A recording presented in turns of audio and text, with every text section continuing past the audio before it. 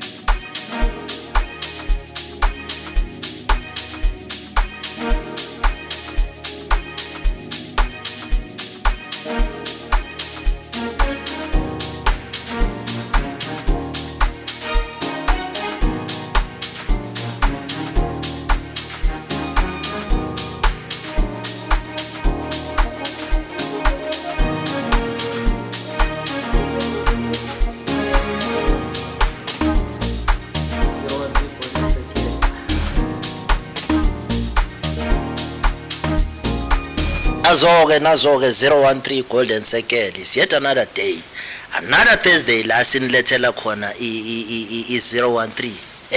Yabona namhlanje umuntu uziva ngathi uhleli emafini. Why ngithi ngihleli emafini? Because the person next to me, she's vocally gifted. Next to me ngihleli no uqinisile Q Chuma wala emalahleni. Yeah, she's a gospel artist, she's a musician, waqala ukucula from an early age. Yabo, so awuthi kahle ngingaluli ngokuthi ngenze ama introduction amade wena Q, yabona ngizogcina sengimosha lento lena, you understand? But then nani emakhaya, thank you for joining us. Don't forget to like and subscribe to our channel. YouTube 013 GCTV Media, ku Facebook unangasilandela nakhona si Golden Circle. Q kunjani mama? Ugrand.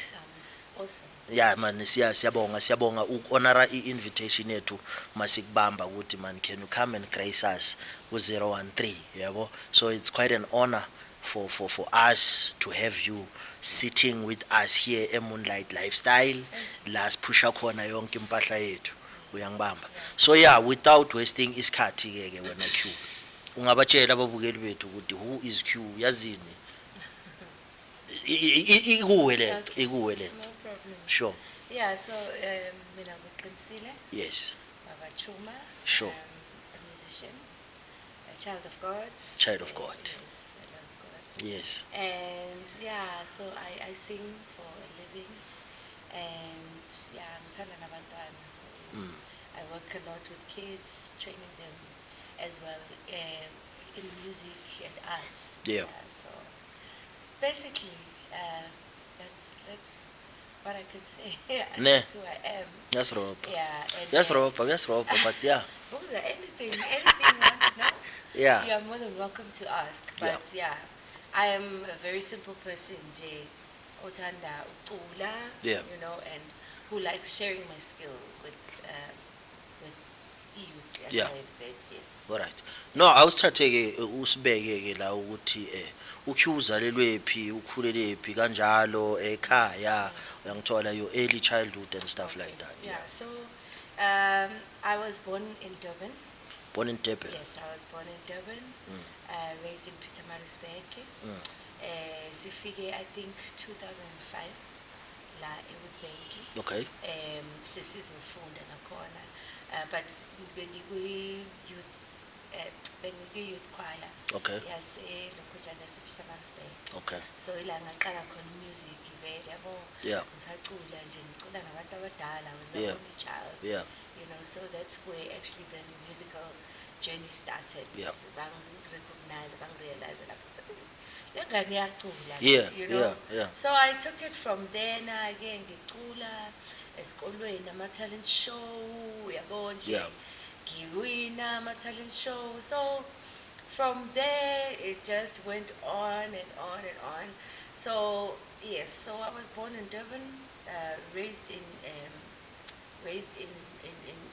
Pietermaritzburg and Mpumalanga. Yeah, so Mpumalanga has become my home, and yeah. Esikolweni awusithathe usibeke Yes. primary uQ beka-student esenjani? Were you an average student or bewuyile student leseshamo straight A's? As in primary, I had in benginenkinga man. I used to see I'm a psychologist. Okay. Yeah, I was a child or slow yabo, in primary, and bengikanga kakhulu. But ngithe mangifika ku high school I ngathi uku-adjusta. I was very brilliant when it came to maths village, maths esikoleni bengishaya kodwa sistoti. Yeah. Siyabona nje saqala vele ukubhema yabo intsango konke lokho, you know, ukustoti nje bokuba ingane yabo, and we're in a Christian home. Yeah. You know, and vele, so I was raised kahle ngendlela kaNkulunkulu, but sometimes sinokudirayila sifune ukubona ukuthi man, if yabo singayenza ezinye izinto kungaba kanjani. Yeah. So I was very naughty. I was very naughty. Those who know me ku high school nje vele ngikhule ngistoti, but ke njengoba lisho is lithi teach your child the way to go, that when they grow they won't turn from it. Yeah. uNkulunkulu wangifuyisa ngaba right, ngagena ke in the gospel industry. Yeah. Ngiseselapha lapha ebustotini bakho because awubukeki njengomuntu ostoti. I know. Awubukeki njengomuntu ostoti. I look so innocent. Uyazi okay, kuyenzeka ukuthi kwesinye isikhathi mawuba stoti influence wabangani. Yeah.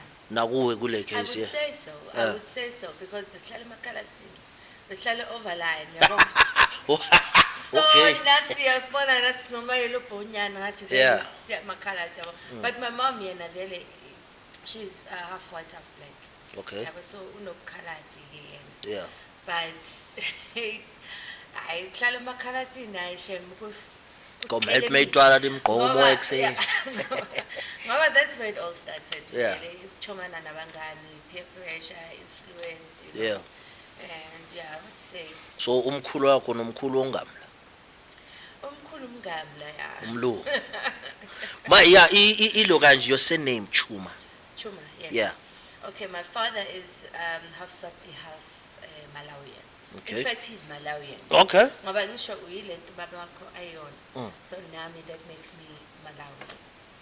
Yeah, so my dad is Malawian. He's not from Malawi. Yeah. His father was from Malawi. Esani sengicishe ngathi manje kusho ukuthi ichichewa uyayazi na. No. Bese ngithi ngifuna ukukukhulumisa No, ngechewa. I've got no clue whatsoever. Kusho ukuthi mina ngathi ngiqala ngikukhulumisa ngechewa nje vele. Ndikufuna undigulile Coca-Cola. Uyangizwa ngithini? Yeah. Ndikufuna undigulile Coca-Cola.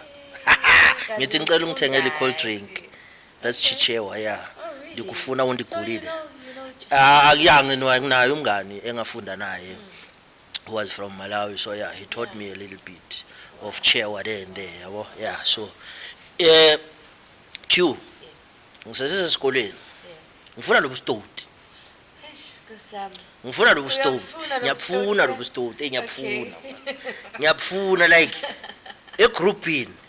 Obviously mhlambe ni group ni 7 ni 15. Beni 3. Besibiza ngama-3 musketeers. Yeah. Sisto. Umaqhuzu bekuba. Senginqaya nokusho ukuthi sayenzani esikoleni. Ngifuna usho vele mangithi mina lapha ebustoti angeke baxoxe esikolweni phela so wasiqeda. So wasiqeda. Sashisa ground. Sashisa ground lesikoleni, imagine. Yeah. Siqaqana lapha yana inywele. Yeah. Hayi, angisho sinomethi siyaqanga vele. Yeah. At that time besikanga ngitanga ngegwaye yabo. Yeah. Salaita sithi silayita inywele. Sibona sekuyavuta. Nishisa ama grandstand. Ngasekuma. Yeah. Kuma grandstand. Okay. Angisho like there was a soccer field. Yeah. So sesibona sekuyavuta asisakwazi ukucima. Yo, and everybody's like they knew what it was us, but yeah, they had no evidence. Is it? ukuthi- Yeah, ne? ukuthi yabo, So So umaqhuzu bekubani in the Three Musketeers? Bekuba. ucabanga bekuyilo mntana umfundisi oyimi. Ngiyabona, ngiqinisile ngithi mina lo mbuzo engibuzayo bese ngiyazi ianswer. Amaqhuzu Yeah. bekuyimi. You know, so it was just these 3 friends of mine. Yeah. Yeah, but yeah, omunye umgabange yena ke wangena konyawo Yes, akazange sakwazi ukuphuma yeah. kulezi zinto. So lesikole esikhuluma ngaso sikhuluma ngani ngesikolo esimultiracial noma isikolo saselokishini? Witbank High. Sikhuluma ngeWitbank High le. Witbank High. La hawu madoda awungawari mhlambe mara kwatholakala ukuthi yina ngisho egcineni. No. Azange kutholakala. No, Hawu ungasabi uprincipal manje angisho loya sewahamba. And manje so Sewahamba but yeah but ucontributile ezitorini zase Witbank High. yeah. Mangabe uprincipal wase Witbank High ubukele hayi sorry ndoda. Bowungekho nawe. Into zakudala sezadlula. Sezandlula. Now Years ago. esikoleni apart from ukulo kanje ukushisa kwakho ama grandstand, you mentioned earlier on ukuthi eThekwini bowucula and stuff. Were you also active kuma extracurricular activities of esikolweni like your singing esikolweni? Yeah. Yeah. I did the choir, I did the theatre eskoleni. Yeah. I did netball. Mhm. Yeah, I love sports. Yeah. I love sports. I used to play rugby Witbank High. So nje ngilo umuntu loyo nje Ngithanda ukudlala. Bodlala lapha ku netball. Boy GD or beni goalkeeper. Goalkeeper. Netball goalkeeper. Yeah, beni goalkeeper. Okushuthi laba abagcoka lezi zinto ezibhale GK. Yeah, bengifaka GK. Mina phela ngisho ngibamba uGD ngoba ingcosi yami nini ithi hayi ngiGD to goal defender. Okay. Beni goalkeeper. Yeah. So how was it your participation ku sports and singing and everything na ku theater usesikoleni? Yeah. Witbank High I had to juggle it because bengenza theater, ngiyenza netball. So I had to juggle the two, but I coped. And normally I think esikoleni mangaba ngazi sekuchintshile lezi zinto lezo bezenzeka ngama Wednesdays.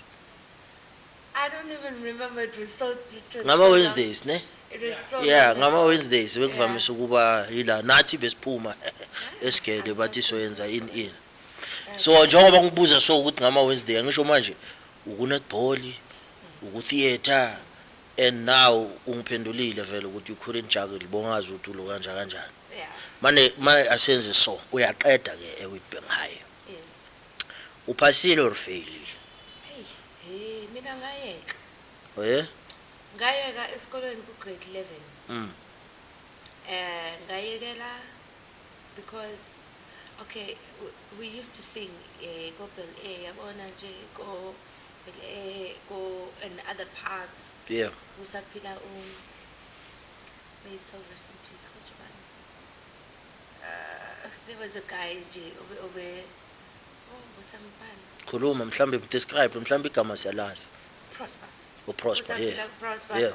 Yeah, isifaka in a lot of things.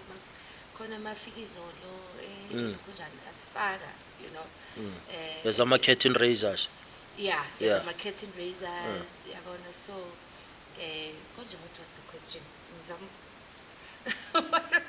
What was your question again? How was it like your participation esikolweni? Waphasa? Yes. Wasiqeda Yeah, isikole? so okay, yes. Question bekuthi Wasiqeda waphasa? Yeah. And then so ngangena ku music and I was discovered by uVuyo. Vuyo who? Vuyo Shipuru. Okay. Yeah, so Vuyo sidlala night maphaphu na kukopi. And he called batshela uJabu ukuthi yazi kunentombazane iculayo yaseBank. Lapho Jabu ngibhala who? exam yami. Utshela muphi Jabu Hlongwane? So ngibhala exam yami lapho ika grade 11. Yeah. Hi, I phoned uJabu Hlongwane. uJabu Hlongwane athi no, we need a soprano. We want you to come and audition.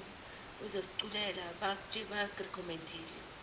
I'm like, but in for this call. And then I was like, okay, no, but it's fine. I'll make a plan. You know. Share parts mina. Yeah. So ngashare phansi kanjalo kwisikolo. Ngahamba ngayocula. Ayocula ngangena naphayana. Jabu was impressed. The very same day I was in rehearsal. Ukubona phi uVuyo makazaza kurecommenda kuHlongwane? Uvuyo njengoba Obedlala nonke. ngichazile ukuthi Yeah. during isikolo vele ngisafunda Yeah. sasiyenza amagig yabona Yeah. singena Sure. sicula nje no Prosper Saphila sisalo kunjani I used to sing a lot emaklabhini emasontweni. Yeah, I just used to sing a lot. Yeah. So I was recognized by those people but hayi kunontombazane kanje yeah yabo and then yeah I was taken kanjalo ke and then after Joyous after Joyous I did go back to- ulo kanje makakubiza uJabu Hlongwane you went for ama audition for Joyous Celebration. yes Okay. yes. And according mangibheka lana iprofile yakho ithi by the time by the age of 15 Yeah. she made a conscious decision to Yeah. follow music. So you were Yeah, 15. yeah, I was very young. I was 15 years. Ekhaya bathini ke mawuyekela isikole? Bawami walo vele. Yeah. Bawami was like no, that can't happen. Ngathi no baba ngizoqhubeka eGoli. Yeah. Which I did vele. Mangifika vele I made a plan. Ngabuyela esikolweni. Yeah, but after a year I had a whole gap year. Okay. Yeah, because remember I was doing my first term exams. Yabo. Ngayeka vele ngayeka and then ngaya eCrown Mines ngayoyenza music. Yabo. Mangenza music ke nakhona I dropped out. I felt pregnant. I dropped out. And then mase ngitholile umntwana ngaqhubeka ngayenza matric. Yeah. Ngaphasa matric ngangena e-university yeah namanje I'm doing teaching. So yeah eqaleni bengizibhadalela ngilokho yabo Yeah. but ke ngazi ngathola uNSFAS. Yeah. I think last year last year ngathola uNSFAS. Azanke wena ubhayizisa uNSFAS phela abantu abaningi uNSFAS nethi mabahlaba ngavuka mina. Hayi yazi mawusuyazi into efunayo. Yeah.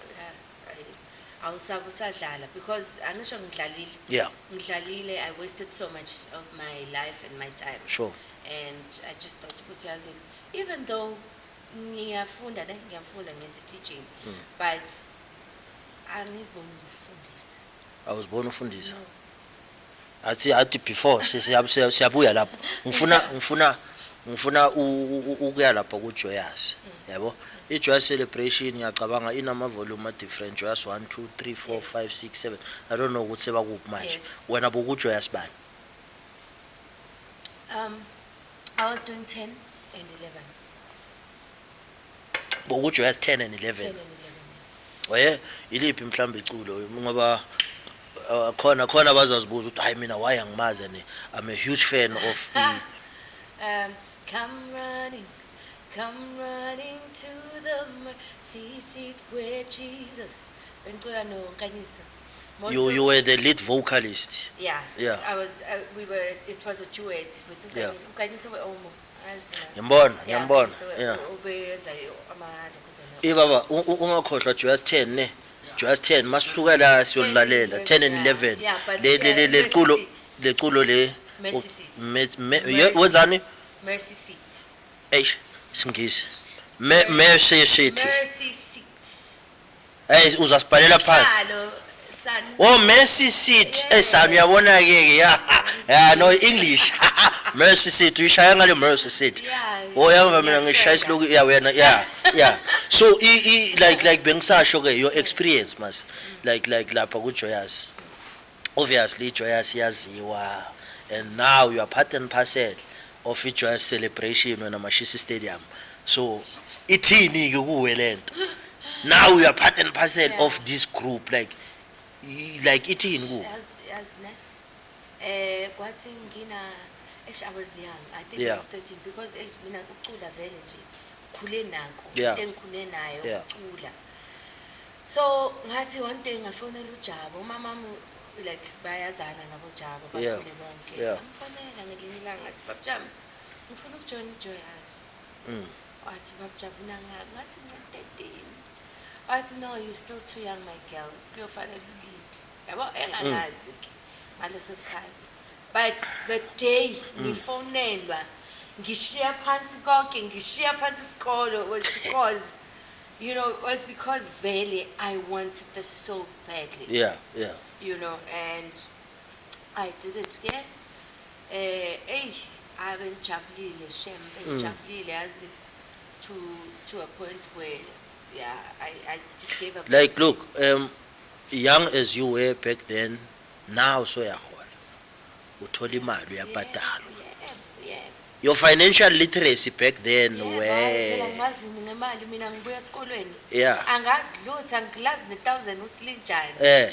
I understand. So like ilento le like i-experience yakho ukuthi now so yasebenza phela. You understand? Njengoba ucula so uyabhadalwa. Imali buyiphatha kanjani ebudedengu or nawe Yes. uyiphethe ngendlela eright? Angiphathe ngendlela right, I would say, because the first thing I did with my pay Yeah. was buy system for abazali bami. Yeah. Yeah. Techniques, heart of the beat. Yeah, angasazi Wabathengela i-aywa. kuyini ngangena nje esitolo ngathi ngicela ngithathe sound system, Yeah. you know. Yeah, so Benezipiki ezingaki? Lo yakudala phela ukuthi mawuthi ipike enkulu, Yeah. I think ipike enkulu eziyi-2. yeah. Yeah, and then angisazi kodwa nje I know it was something smart. Sure. Because it was something in my heart ukuthi my first pay ngifuna ukwenzela abazali bami into kanje, yabo. Nabo bangakhali kakhulu ukuthi le ngane yethu isikolo manje, yabona. Yeke isikole yabuza sithengele i-sound system. Sijwayela kakwena. Mina bathi umntwana wami uyekela isikole zobuza ungithengele i-sound system. Shanga empama nyadlala. But yeah, he was not pleased ne nge-radio nge-system. No, he was pleased nge-radio, obviously. Yeah. But he was just not pleased ngokuthi Udrop out esikolweni. But most probably later on in life you were able ukuthi uyivale yonke lento leyo ngokuthi uqede isikolo, you know. Now, you know when you hear yourself for the first time on radio, kuba nalento lena ukuthi that's me singing there. And how well did you convince people, because radio unlike TV, they can only hear a voice but not see you. True. Yeah, how did it come about?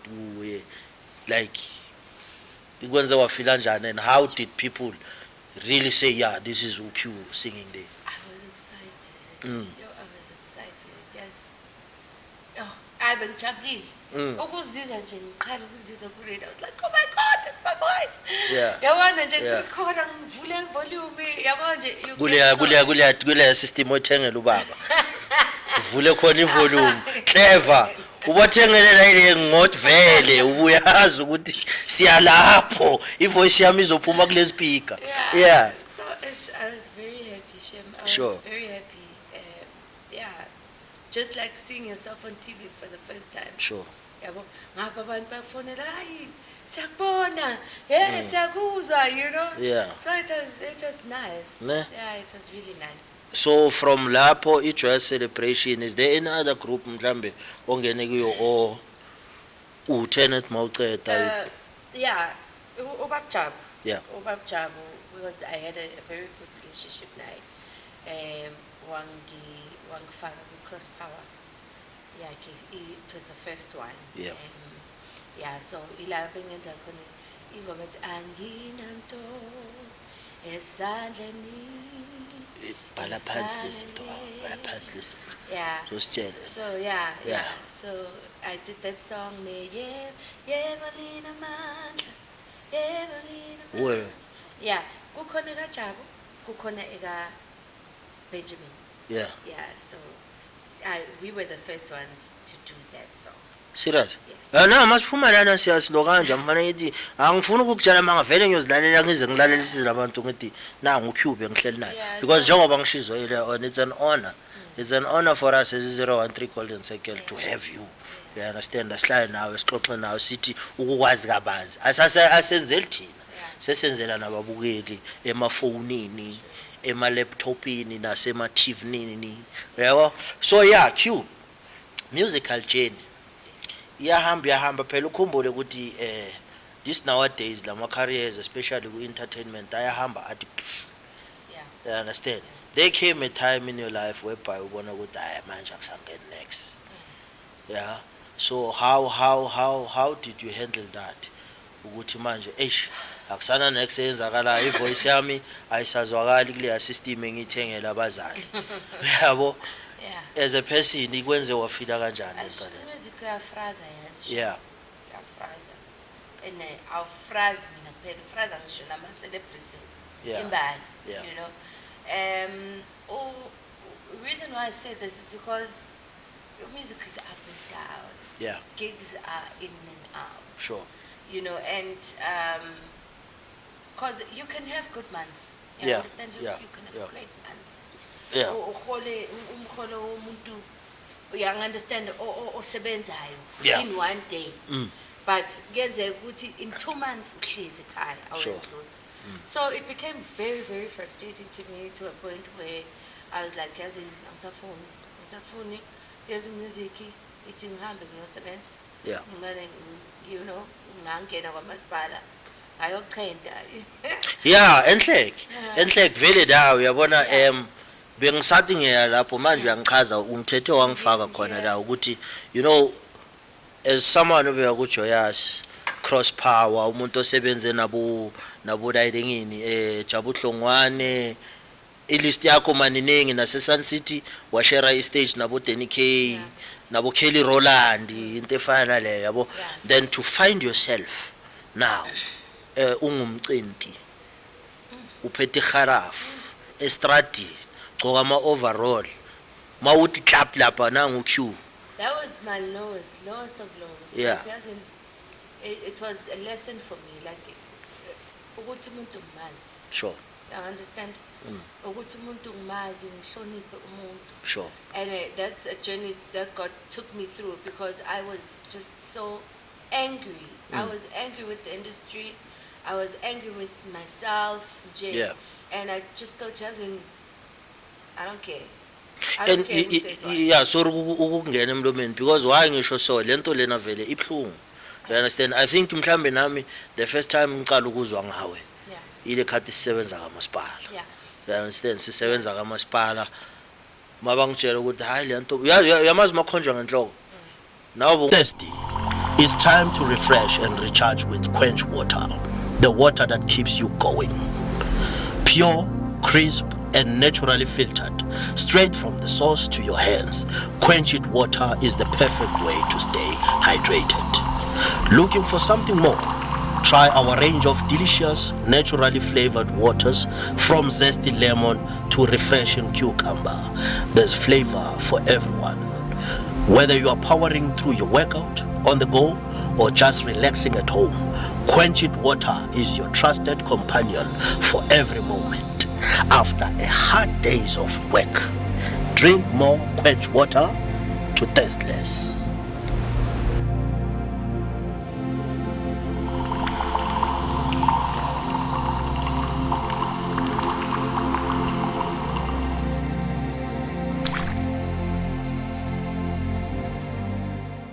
Yabo. Yawazi makhonjwa ngenhloko. Badali yantombazana uthi yiphi nowajumpisi le. Yeah. Phela intombazana becula iJoyous Yeah, vat yeah, manje yeah. nangu sekala estradini uyacenta and stuff like that. Yeah, I can imagine Yeah. the stress and Yeah. so la azange kulidele ku depression like things. Asne, to be honest, I think I had the greatest time there. Is it? I Lapo, I was at a point in my life where I was just like, say whatever, I don't care. Yeah. Yeah. Yeah. It is what it is. Yeah. I understand. Mm. Yeah, benganendaba kanjani? Ne? Benganendaba. I got to that point where I was like, it's okay. Mm. I'm human. Yeah. And people do this, you know? And for how long did you do that? Usebenza lapho Just kamasipala. 2 years. 2 years. Ngayekisa music futhi ngathi and then every time I got a job, like I got jobs. Yeah. I got jobs. I went to Durban, I went to Botswana, but music njalo. Yeah. I Uyakhipha. awunakhona lokungikhipha. Yeah. So yabona lento le kushuthi I'm called for it. Yeah. At the end of the day. Mm. Yeah, ngibona ukuthi no kushuthi ngibizelwe lento ngoba angeke ukuthi njalo mangithola umsebenzi Mm. sengithola income ngiyekele lo music lo ongifrazayo. Yeah. No, I'm called for this. ilo kanje. Okay, now ngizoshifta kancane mhlambe bese ngingena ku-Q. I understand bowushadile Yes. and you were married to a musician as well. Yes. Ne mangizokubuza ukuthi how did you meet with your ex-husband? I-ex-husband yami bengamazi. Yeah, I think if you know Bafana Swin, Yeah, yeah. Nathi Bahlangu, Yes. player. So they were friends. They were my friends. Sure. Yeah, they are still my friends. So bathanda nje ukuze ekhaya yabona sihambe siyocula kuphi kuphi sihambe, you know, and then we became a team, a group. Sure. And then bangilethela i-CD bathi yo khona umfana oculayo Q. Ngathi bani lo mfana oculayo, bathi hayi lalela la. Acula ubhuti ngathi le bhuti lo kuzoba umyeni wami. Ungakamboni nokumbona. Ngingakamboni ngithi lo. Yeah. Ngizomshada. Yeah. I manifested him. You know, Yes, and yes. I told myself this guy is going to be my husband. Yeah. And yeah, it happened. Ngambona, ngamthanda vele ngimthanda. You fell in love with the voice before you saw the Yes, person. Yeah. yes, yes. Yeah. And then when I saw the person, now he was a lovely guy. You Yeah. know, and I was like, So in relationship, how was it? Because now there's two people who are very, very, very gifted. How was the thing? Because now, relationship? yeah, oh, it was lovely. Like we'd sing together, but yabona ke bengithoba. Hayi bengithoba ngoba iyacula leyathi. ayagijima. Hayi Uyagijima ngeke ngamuzwa. Hayi iyacula she. Yeah. So bengizithoba yabo. Yeah. Yeah, bengizithoba mase kuza kubaba. But ke yeah, we'd sing a lot together. We even did a song on his album. Yeah, Yeah. yeah. And you were blessed also with 2 kids, Yes. 2 kids, a boy and a girl.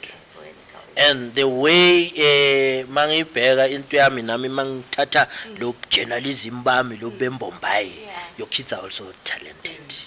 Your kids, tell us about Very. abantwana bakho, like mawubabona like now baphethe this thing wena nobaba enayo bayithi sengikhulumela manje phezulu Yeah. support. Yeah. If at all they wanna pursue Yes. a career in entertainment, bearing in mind ukuthi injani, Yeah. ne nama experiences endlulekiwe, Yeah. would you support or negate? I would support definitely if they want to do music. They are more than welcome to do music. But my kids, by outside the music, Yeah, they sing. Although they've got different things abafuna ukuzenza sure. apart from music, and I won't force them ukuthi yenza music because ngiyawazi nami ukuthi unjani. So kubona umfana wami uthanda ibhola. Yeah. Intombazane yami ufuna ukuba idoda. I understand. So they've got their own dreams. But if it's a dream of music, I will assist in any way I can and support in any way I can. But it's not a must. It's okay. They can be them. Yeah, You know, they can do them. right. Uthe mawukhuluma wathi ukusebenza kwakho kamasipala ukhishwe umusic, Yeah. ukhiphe kanjani, uyephi ke manje masowuphuma? Mangpuma, I was doing my single. Yeah, ilanga ngenza khona isingle yami. Ngashuta i-video, which was also playing on One Gospel. Yeah. Yeah, so yeah, that's when I started. And then after that, kwangena i-COVID. Eish. Immediately after that, kwangena i-COVID, but the song I was trying, I think I did okay, you know, but mase kungena i-COVID, it's valid from a lot of things, even from promoting the song. So Yeah. yeah. So manje i-COVID phela manje ayisekho. I said, oh yes, hence last year I did something. I did a recording. Yeah, so manje we are in the process of mixing and mastering. Yeah, nako lokho nje headache. Enye kodwa ke bengithemba ukuthi by April ngiyobe sengiyi-ready. But unfortunately it's not ready yet. Yeah. Hopefully it will be ready by July. this year? this year. This year definitely I must release something. Ngicela urelease man. No, Ngicela urelease. nakanjani because umsebenzi sowenziwe. Yeah. It's just nje kushoda those little things ezifana nabo overdubs. Sure. Yeah, it's quite a lot. Esikoleni you said you also did theater. Ne? You did the theater, shaya umthambo ngoba vele lamkhonshini ngikubuza wona vele enza kuomela mashisa wena mashisi stadium mashisi ground. Esikoleni you did esikoleni you did theater and ngibeke njani lento lena? It was not somehow professional. No. Yeah. No. It I was not the wouldn't- professional yeah, one. No, And I'm a production, bekuma production wesikolo. yes. Now, outside school, Yes. a theater. Yes. Have you done a theater? Musical Theater. Only music. Mm. Yeah, no drama, No drama. acting. Yeah. Just music. How many productions have you done as a theater? Oh, I think 4. You've done 4. Yeah, 1 1. 1, which is Let There Be Rock, Mhm. and then 2, gospel. Yabusi's gift. Sing godly. Yeah, I told you I'm not good with American and stuff. So yeah, Yabusi's gift, Butabo, which we were doing SOA2, and then The first one yenze kuphi? Let There Be Rock. Yeah, it was Sun International. Okay. Yeah, it was Sun International. And then I also did Leno Tandeka. The recent With one. the Native Eye, the recent one. The recent one, yeah. Yeah, the recent one that we did. That was the first time I did double acting. Ngiyaya lapho enhleka ngisho ngibhildela towards lapho. Ngibhildela towards lapho. So yeah. And then Joyous. Yeah, Yeah. ilo kanjako. Okay. Lama production wabalile, you said you did mostly music. Yeah. So the first 3 ones, it was music. Yes. So you were part and parcel of crew eculayo. There was no, No acting. so you did not get any script. You had no lines. You only had lyrics, no lines. Yeah, lyrics and movements. Yeah. Lyrics and movements.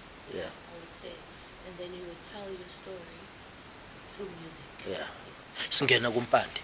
Yes. Singena kumpande, asingena kumpande. I saw ama clips Yes. wempande and I had an opportunity to come and visit your rehearsal space. Yeah. Yes. Came to a rehearsal space. Unfortunately, azange ngikhone ukuhlala because I was asked to come and review. Okay. Yabo. So ngesikhathi ngabhayiseka. Yeah. Yabo.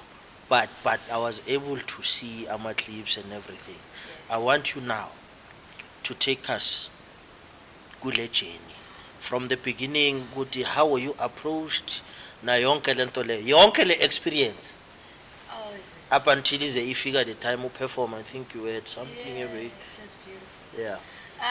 Okay, so last year when I did my recording, Yeah. I invited Sister Nick.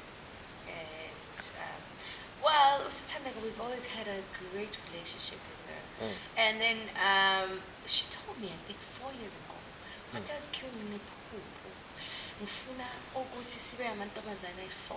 Yeah. Like sicule, Yeah. senze i-production, sicule and stuff like that. Mm. And I said, okay, yeah, no, it's possible, yabo. But it was still her dream nje at that time. Yeah. And then this year, angifone Tandeka athi, Q, there is a badge that I bring. It's a show, yabo. I thought, okay. Wathi ufuna ukuthi siba amantombazane ayi-4. Like, oh, but you said that years ago. Oh, so now it's coming to pass. Nice one. Yabo. So ke sihlangane ke uThandeka was the director at this time of of that show. Oh, it was such a great experience. Saqala ukujima yabo nje zonke lezo zinto. Yeah. Sijima, sijumpa, sijayiva, hey, I really enjoyed it. It was such a great experience for me. You know, yangikhumbuza way back and in the other theatre shows that I've done. So yeah, it was great. I had to learn scripts for the first time. I never, acted, and and it was just, it was awesome. It was awesome, and I'd like to do something like that again. So i-character yakho lapha kumpande, Yes. i-character yakho bodlalani, bodlala inyanga or No, bodlala I was the main character. Yeah. Nomkhubulwane, nomkhubula. which is Mother Nature. Sure. Yeah, so Mother Nature, Uthandeka nama Mother Nature nabo Mother and Soil, uyazithanda into zakhe ne? Yamazi. Mother and Soil, Mother Nature, yeah, that's thandeka for you. Yeah. So Nomkhubulwane, uye ozozala the 4th generation Sure. of the ladies. Hey, kungacula. Lapha yana. Hayi shem besihlezi nama-talent. Yeah. And she's very gifted now, Thandeka. And even in writing, because all of the songs were written by her. She's a very good writer. And I was director kamnandi. We got it, and we ran with it. And I believe our show was one of the best shows. Tshela mina ke unhloboni ye-artist like njengoba manje ukhuluma ukuthi it was the first time uthola i-script. There's other artists kungukuthi mhlambe mawumnikeza i-script bese makade uyasibheka athi hayi lena for mina ngeke izisebenze. Ulanda udirect uthi hayi man bengicabanga ukuthi senze so. Are you that type of an artist or ulo uthi hayi no bese uthi no it's okay? No, yazi yabo mina mangibhala ingoma, I don't want anyone to change my song. You cannot come and change my song. Yeah. You can come with your idea, yes. I will hear it out. If I like it, then it's fine. So nami ngikanjalo undermine umsebenzi womunye umuntu. Ngizoya kuwena ngibuze ukuthi okay, how about I do it this way? If uyayithanda ngizoyenza ngaleyo ndlela. If awuyithandi ngizoyenza ngendlela yakho. It is what it is. Ne? Yes. Uyadirect yakusho ukuthi nami nangathi izwakala kunento esiyenzayo lapha. Yenza so. Umsebenzi womunye umuntu. Ne? Yeah, because awazi ukuthi uyifayela leyo nto. UQ ubhizi ngani manje? Now I Manje am ubhizi busy with my album. I am busy with Abantwana. I've got an NPO that I'm running at Springvale. So I'm taking care of kids there. I am sharing the skill. Like I said, NPO yakho, what is it called? Mhlambe kungaba khona umuntu oba nalentshisakalo to come and assist you. Would love Yeah. people to come. Wenzani nabantwana? Okay, so NPO, time is here, arts for youth. Yeah? So I deal with the youth, taking them out of the streets. Springvale is in informal settlements. Yeah. So siyazama ukuthi sibanike impahla. Every Tuesday, Thursday, and Friday, I cook for the kids, and then and then we dance, we sing, So and every year, I've got 2 shows that on Zona, which is June 16, means a show for youth. Uyenza kuphi? Anyway, sike sayenza kwamasipala eholweni, sike sayenza khona le elokhunjani Springvale. Yeah. Sike sayenza eVelina. So every year nje sayenza a show twice. Njengoba uthi you cook for the kids. Kunenyawo yami iyaziyo ithanda ipapa play. Yeah. Thanda amapapa lo yavele wangathi papa kekela konke. Yeah. Ushuthi manje ubaphekela ipapa. What kind of food do you cook for them, and are you getting any assistance with regards to buying the groceries and everything? Yeah, I do get assistance. Yeah. I do get assistance. But I still need assistance. Yeah. Ngakuphi lapha eSpringvale mhlambe lese ikhona umuntu ofuna ukuku-assist hayi umuntu ozodla ukudla okuphekayo. Yeah. Ngoba lo othanda amapapa Ngiyapheka noma ngakudla vele. Mhlambe nasesenza lokuthi size azodla. Yeah. Yeah. So Ngakuphi lapha eSpringville? Sisendaweni abathi office. Themba lethu home base care. Yeah, Themba lethu home base care. So indawo ye-community there. Yabona mina mangizokutshela ngeSpringville angazi ukuthi ngagcina nini eSpringville. The last time or last mangiba next to eSpringville. Yabona mawuvela ngale ngase Reno Mine. Yes. Ne? Lapha ngakusekela. Mina is is not even Springville. serious. La ngagcina bathi kungenelwa ngakuphi. Yeah. Uyingenela ngakuphi No, eSpringville? mina ngingenela like after the circle, no left. Yes. Yeah, no left ngena lapho and then ungena ngena Mawukhuphuka ngatwera no. gravel. Yeah. Yeah, and then ungena ku gravel on your left. I think mhlambe next time masiya sodlala umapapa baba masodlala umapapa uzosithola lapha ku gravel bese siyamlandela. Yeah, no. Now we would like to come No, sizokuvakashela nathi Please do, sibone please na. do. Yeah, Nathi sibaculisa abantwana bakho lapha ukuthi some divide to 20 waze kwashodi ilanga. kamnandi kanjani. Yeah. Now what inspired you now to open this NPC usebenze ngizwile ushizo ukuthi yabathanda abantwana Yeah. but there is an inspiration kuyo yonke into eyenzakalayo there is that root cause. Now what is that that yabona English ish what is it that inspired Q? I felt I had a calling, you know, for abantwana. I felt because what happened was sahamba nesonto lami because I SFC by the way. So by Kentucky Fried Church. No. In CFC. Christian Family Church. Oh. Okay, so yeah, so Sayenza Christian Growth, and then that's the first time I went to that place. And then ngabona vele ukuthi kunesidingo abantwana bakhona. Yabona, I just felt the need ukuthi I need to work here. Yeah. And I felt like that's where God is placing me. Yabo, ukuthi there's a need here, Lord, and ngifuna ukuthi ngisize labantwana. Sure. Yabo. So ngagenelela kanjalo saqala ke sayenza ama-show. Our first show nje was during that year because ngafika January ngoJune sabe sesenza ama-show.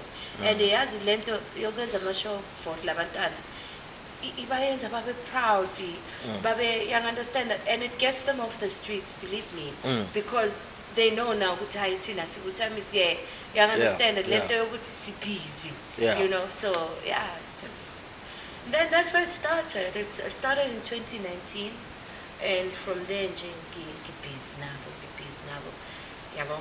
Yeah. No, the time is here ukuthi time is here iyaziwe abantu and then babona umsebenzi omuhle owenzayo because akusibo bonke abantu abaziyo and akusibo bonke abantu abayaziyo time is here. Mhlambe uzathola ukuthi in operate la Matala side kanti operate la Matala side, it's just that you don't get the platform ukuthi ukhulume time is here and stuff like that yabo. So hopefully mabayibheka this episode bezwa time is here bazoba like kuzoluleka ama-aerial and stuff. Now with regards to that ikhona kuma socials, Yes, Facebook, yes. time is here, ama-handles wakhona thini? Time is here, Arts for Youth. Yeah, It's only on Facebook. only on Facebook. Yeah, but we've got 700 followers on Fan. Akufani. You know, Fan. Akufani, So we are yeah. growing, and yeah, we've been there. No, nathi si Golden Circle sizofollow. Yeah. Angisho mphathi? Sizofollow. Please do. Yeah. And then bese wena your handles abantu mhlambe mabakufuna ma-handles wakho utholakala ku TikTok.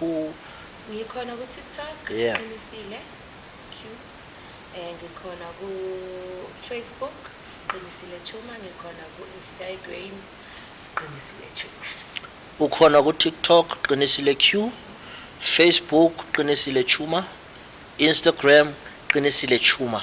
Nathi siyatholakala 013 GCTV Media ku YouTube, Golden Circle ku Facebook.